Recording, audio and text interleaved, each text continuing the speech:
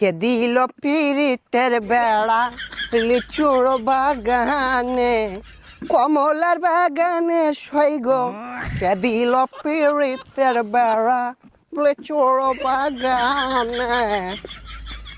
কে ভাইছে ভাইছে কি অবস্থা, ভালো আছো ব্রাদার? ভাই আপনি তো পুরাই চেঞ্জ হয়ে গেছেন ভাই, কেমনে কি আগে তো খেত কামারে কাজ করতাম। আরে ভাই অতীত নিয়ে টান দেও কেন ভাইয়া?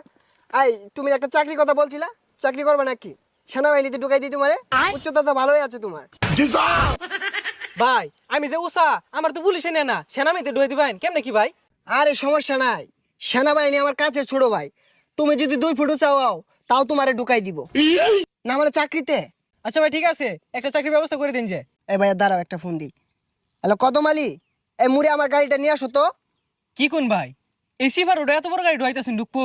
আরে সমস্যা নাই, আসলেই দেখতে পারবা। ভাই এত চেঞ্জ এত